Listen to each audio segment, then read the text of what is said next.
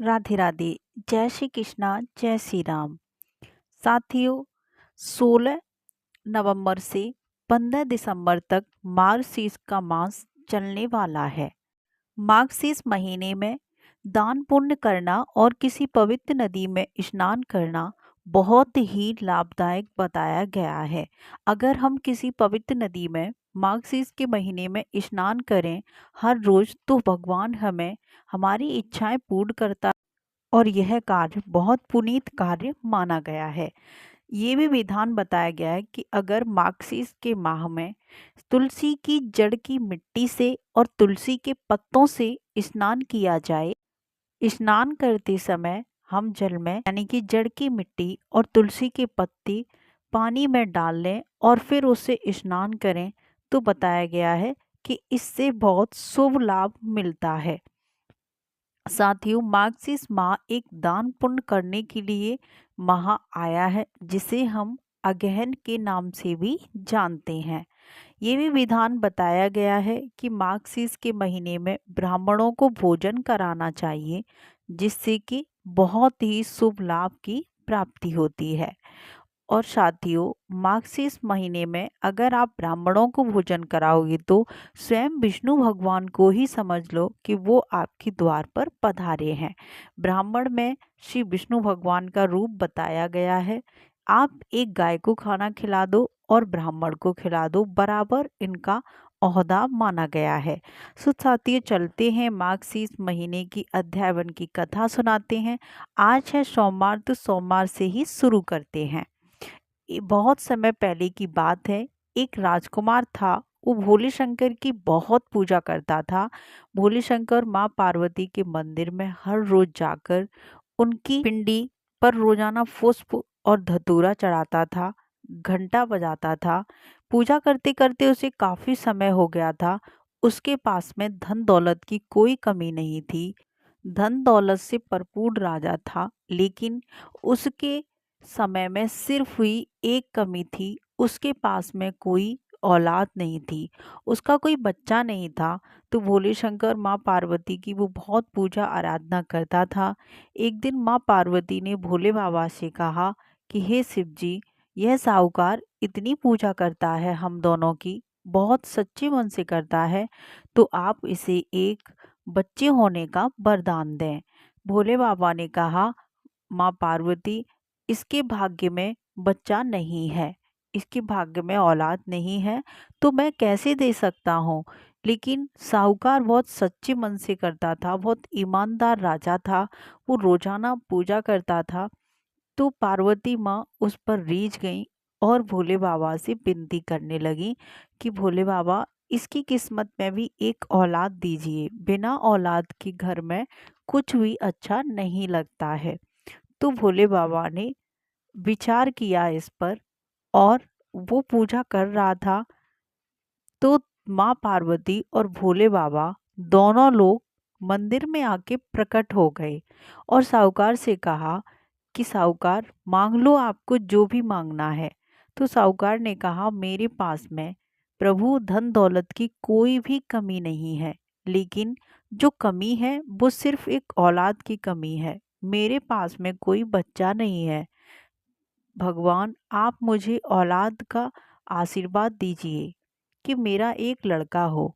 तो भोले बाबा ने कहा कि हाँ, तेरे एक बच्चा होगा, मैंने ये तुझे वरदान दिया। भोले बाबा और माँ पार्वती आपस में बातें करने लगे।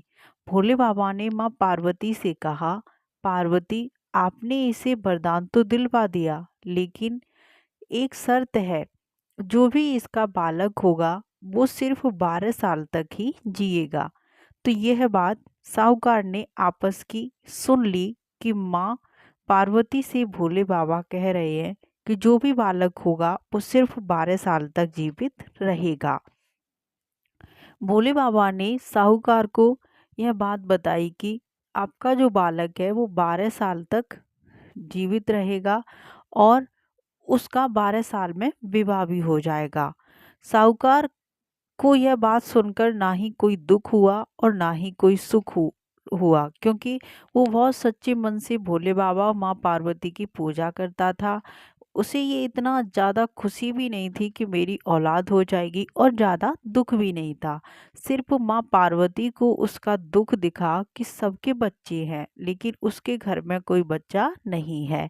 इसलिए भोले बाबा से विनती करके माँ पार्वती ने उसको बालक की प्राप्ति कराई। समय बीतता गया, करके बच्चा हुआ, बालक हुआ। धीरे धीरे वो बड़ा होने लगा। तो साहूकार ने बच्चे को पढ़ाने के लिए काशी जाने की उम्मीद जताई कि मैं अपने बच्चे को काशी भेजूंगा। तो बालक के मामा जी को उसने अपने घर बुलाया और बच्चे को उनके साथ जाने के लिए कह दिया और बताया कि आप जब रास्ते में जाएं तो ब्राह्मणों को दक्षिणा, भोजन और यज्ञ कराते जाएं। और मामा भानेज दोनों को काशी के लिए प्रस्थान कर दिया कि आप भानेज को काशी ले जाइए, वहीं इसको शिक्षा ग्रहण कराना और रास्ते में जो भी ब्राह्मण मिले उन्हें भोजन कराना और उन्हें दक्षिणा देना। मामा भानेज दोनों जाने लगी। रास्ते में उन्होंने सेम ऐसा ही किया। उन्हें रास्ते में एक शादी विवाह का समारोह मिला जहां पर किसी एक राजा की पुत्री का विवाह हो रहा था। उधर जिस लड़के के साथ उस पुत्री का विवाह हो रहा था वो लड़का काना था, लेकिन उसने यह बात राजा से छुपाई थी जिससे कि उसे एक राजा की पुत्री से विवाह करने मिल जाए। तो उसने देखा, जो लड़का पक्ष का पिता था उसने देखा कि मेरा लड़का काना है, मैं इस बात को अब कैसे छुपा कर रखूं। तो उसने यह साहूकार का लड़का देखा जो रास्ते में मामा भानिज दोनों जा रहे थे। तो इस लड़के से उसने कहा कि आप मेरे लड़के की जगह उस राजा की बेटी से शादी कर लीजिए। तो उसने अपना बेटा जो काना था उसको छुपा कर रखा और साहूकार के लड़के के साथ उस राजा की बेटी की शादी करा दी। लेकिन साहूकार का लड़का भी एक ईमानदार लड़का था। उसने कहा ये तो न्याय संगत नहीं है। तो उसने ये सारी बात राजा की बेटी की चुनरी पर लिख दी कि मैं एक साहूकार का लड़का हूँ, जिसके साथ आपका विवाह तय किया गया था वह लड़का काना है। तो उसके पिता ने मेरे साथ आपकी शादी जबरदस्त करा दी है। इतना लिखकर शादी संपन्न हुई। उसके बाद में वह साहूकार का लड़का काशी पहुंच गया। इधर जब राजा की लड़की ने अपनी चुन्नी पर ये सब पढ़ा, राजा की बेटी ने जब ये सारी बात अपने पिता को बताई तो राजा ने अपनी बेटी की विदा करने से इनकार कर दिया। उधर साहूकार का राजा काशी पहुंचकर जिस दिन यज्ञ कराने जा रहा था उसी दिन उसकी 12 साल पूर्ण होने जा रही थी। तो उसी दिन जब यज्ञ कराने की उसके मामा ने बाहर तैयारी की और अपने भानेज से कहा कि तुम्हारी आज तबीयत खराब है तो आप अंदर जाकर आराम कर लो। तो साहूकार का बेटा सो गया था, वो आराम करने लगा। जब मामा ने देखा कि साहूकार का बेटा काफी देर से नहीं उठा है, जब उसको जगाया तो वो मृत्यु पाया गया था। तो उसका मामा बहुत रोने लगा। यह बात सबको वहां पता चली कि जो मामा भानिस आए थे, साहूकार का बेटा था, वो खत्म हो गया है। वहां कैसी भी विधि विधान से भोले बाबा और माँ पार्वती निकल के जा रहे थे। तो पार्वती माँ ने देखा कि यहाँ कोई क्यों रो रहा है, थोड़ा चलकर देखिए। जब देखा माँ पार्वती और भोले शंकर ने, तो भोले बाबा ने कहा ये वही लड़का है जिसे मैंने 12 साल तक जीवित रहने का वरदान दिया था। माँ पार्वती कहने लगी कि हे भोले बाबा, अगर इसके माँ बाप इस बात को सुनेंगे तो शायद वो जीवित नहीं रह पाएंगे, इसलिए आप इस बालक को जीवित करने और थोड़ी और उम्र दीजिए। माँ पार्वती के अनुरोध करने पर भोले बाबा ने उस बालक को जीवित कर दिया। फिर उसके मामा को बहुत खुशी हुई। बालक जीवित होने के बाद वो उसी नगर की तरफ प्रस्थान करने लगा। इस नगर में उस राजा ने अपनी पुत्री का विवाह इस साहूकार के लड़के के साथ कराया था। वहां जाकर उसने राजा ने इस बालक को पहचान लिया और अपनी पुत्री की विदा इसी लड़के के साथ में कर दी। यह बात उसके माता पिता को खबर हुई तो वो भी बहुत विलाप करने लगे कि अगर मेरा पुत्र जीवित नहीं हुआ, अगर वो मृत्यु पाया गया तो हम भी जीवित नहीं रहेंगे, अपने बालक के ही साथ अपने प्राण को त्याग देंगे। फिर उनको खबर पता चली कि तुम्हारे बालक को जीवित कर दिया है। भोले बाबा और माँ पार्वती ने उसे वरदान दिया है जीवित करके और थोड़ी उम्र दे दी है। और बताया गया कि आपके बालक का विवाह हो गया है एक राजा की पुत्री के साथ में। वह घर पर वापस आया और विधि विधान से उस पुत्री का ससुराल में स्वागत किया। रात्रि के समय जब साहूकार सो गया था तो भोले बाबा ने साहूकार को स्वप्न दिया कि साहूकार, मैंने तेरे बालक को उम्र प्रदान की है सिर्फ इस वजह से क्योंकि तूने मेरा पूरी श्रद्धा से सोमवार व्रत का पालन किया था।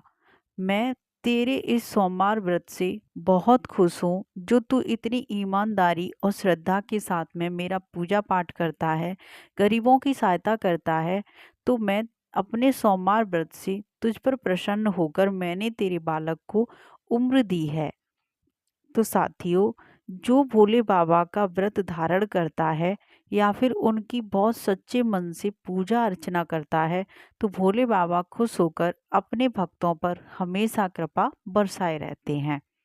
तो साथियों, आज कहानी कैसी लगी? चलिए दोस्तों, अगर कहानी पसंद आई हो तो एक लाइक कर दें। चैनल पर पहली बार आए तो प्लीज़ चैनल को सब्सक्राइब कर लें, बेल आइकन को ऑन कर लें। फिर मिलते हैं अगली वीडियो में।